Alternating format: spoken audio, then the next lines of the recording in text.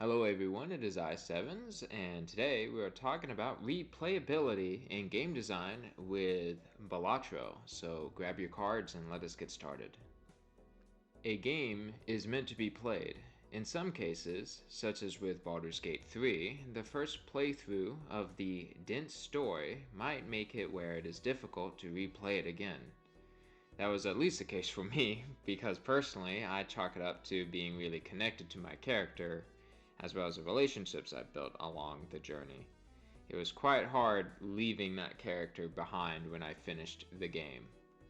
Other games, though, are designed with replayability in mind, such as Hades, where the idea of trying and trying again is even tied to story elements between the main character Zagreus and his father Hades. But this isn't limited to games where the story revolves around replayability. More often, a game that is replayable has a series of game mechanics, systems, or just intriguing stories that help inspire a player to play it again.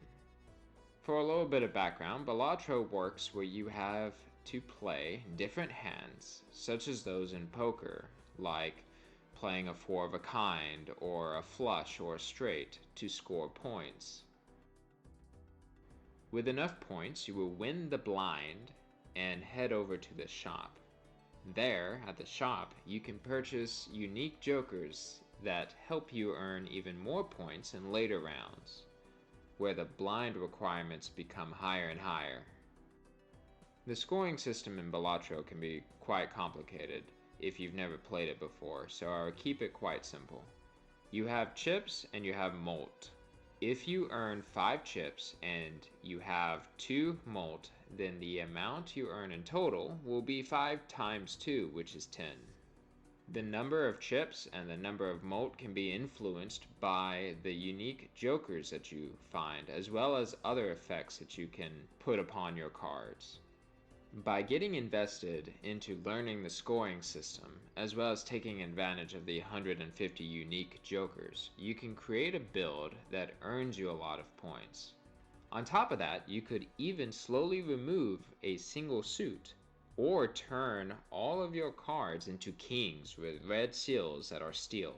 I see you, Baron and Mimic jokers. This can all help you earn a really high point total. This is all to say that with the amount of customization and quick runs, Balatro allows you to create various builds. Because there are high chances of quick failure as well, players will feel the pain of starting over only very lightly, which will further inspire them to play and play again. Since the majority of games have losing mechanics, considering how painful it is for the player to lose, and seeing if there's a way to minimize that within reason can help contribute to the replayability of your game. Some games might even feel replayable because you want to improve your skills and win, while others might be replayable because you want to experience certain things again, or experience different things instead. Balatro is a novel game that shows replayability quite well. You could play several rounds until you get it just right, or you could just stop playing for a bit and come back several months later. This is the case personally for me, where just recently I was like, oh, I need to play a few rounds and see if I can get that build back up, and if I can get lucky, especially with the legendary jokers out there. And now I'm having difficulty stopping playing the game. But to get back on track, for your first game, you don't necessarily need super in-depth systems for replayability. If the game is fun and enjoyable, then that is a good starting point. For example, if we take something as classic as the original Mario Brothers, when you know the levels in and out, it still can be quite fun going through them in different ways. You might want to speed run it, you might want to see if you can do every level without skipping. There's a lot of ways to tackle games even if the systems are not in depth. So personally, I would not prioritize replayability as much as I would prioritize getting the rest of your game working and being fun. Additionally, if you do want to focus on replayability, think about the part in this video where we addressed pain a little bit. A player who loses is going to feel the feelings of losing. That's normal, that happens in any game. But being able to reward experimentation and trying again, especially if the pain is quick and fleeting, like in Balatro's case, is a great way to help improve the replayability of your game. My name is Sevens, an aspiring game designer who recently made my first game on Steam called Cosmolon. It's a game where you pilot a ship and try to survive wave after wave of enemy faction ships.